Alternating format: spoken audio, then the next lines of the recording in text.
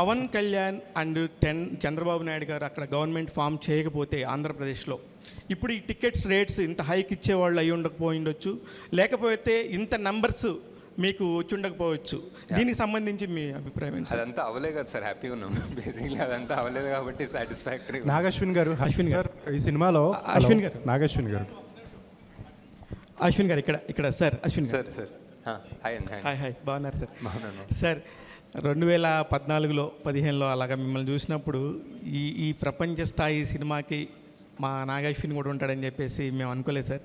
నిజంగా proud of you. మా రాజమౌళి గారు కాకుండా పక్కన ఇంకొక నాగశ్విన్ అనే చైర్ కూడా ఉండింది. ఇప్పుడు వెరీ ప్రౌడ్. ఎందుకంటే సినిమాని చూస్తున్నప్పుడు చిన్నపిల్లల్లాగా ఎంజాయ్ చేస్తున్న మనుషులు నేను చూశాను. 1కి 2-3 సార్లు చూస్తే కానీ ఆ ఎంజాయ్మెంట్ ఫీలింగ్ని ఓకే అమ్మాయి చూసేసామన్న ఫీల్ రావట్లేదు. ఎనీవే, దానికోసం first congratulations. Thank you sir. ఇకపోతే ఇప్పుడు మీరు తీసుకున్న క్యారెక్టర్స్లో కౌరవులు అనగానే మనకు ఆటోమేటిక్గా ఒక నెగిటివ్ ఫీలింగ్ ఉంటుంది. ఇప్పుడు మీరు చూపించిన 2 హీరో క్యారెక్టర్స్ కూడా, ఈవెన్ అమితాబ్ బచ్చన్ గారి క్యారెక్టర్ కానీ, లేకపోతే కర్ణుడు క్యారెక్టర్లో ప్రభాస్ గారిని కూడా, ఈ 2 కూడా కౌరవులకు సపోర్ట్ చేసిన క్యారెక్టర్స్. వాళ్ళు యాజ్ ఇట్ ఈస్గా నెగిటివ్ పాయింట్ వైఫ్లో వెళ్తారు. మీరు అసలు అలా ఆలోచించినప్పుడు ఏ పాయింట్ని తీసుకొని వీళ్ళిద్దరిని హీరోలుగా పెట్టి తీద్దామనే ఆలోచన ఎలా వచ్చింది సార్? ఇకపోతే మీరు తీసిన మహానటి కూడా 40 సంవత్సరాల క్రితం చనిపోయిన వ్యక్తి తీసుకొని చేశారు. అదొక అద్భుతంగా అయింది. ఇప్పుడు కూడా మీరు చూస్తే కొన్ని వేల సంవత్సరాల క్రితం వెనకాల జరిగిన ద్వాపరయుగాన్ని మళ్ళీ ఇప్పుడు 800 సంవత్సరాల తర్వాత జరిగిపోయే కలియుగంలో జరగబోయే అంతాన్ని కూడా చూపించబోతున్నారు.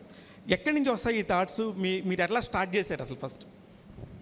అంటే ఈ పర్టిక్యులర్ మూవీ ఐ థింక్ ఒక ఫస్ట్ టైం చూసి వాట్ ఎవర్ ఆ క్లైమాక్స్ అన్న ట్విస్ట్ అంటే ట్విస్ట్ అనుకోవచ్చు, అవన్నీ చూసిన తర్వాత రెండోసారి చూస్తున్నప్పుడు I feel it's almost a different film, new film. చాలా వేరే పర్స్పెక్టివ్తో చూస్తాం రెండోసారి.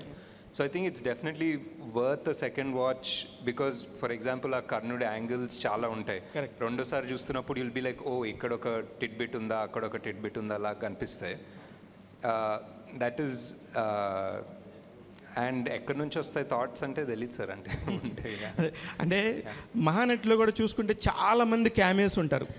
అంటే మీరు ఎప్పుడైనా చిన్నప్పుడు సినిమాలు చూసినప్పుడు అరే ఒక కొత్త స్టార్ని చూసినప్పుడు అరే ఈయన as an audience I maybe it's interest, maybe it's fun, నాకు ఇష్టమేమో సార్. మేబీ సడన్లీ ఒక క్యామియో లాగా ఎవరో తెలిసిన ఆయన వస్తే సినిమాలో ఒక it feels exciting. It's like one little bridge between this world and that world లాగా అనిపిస్తుంది.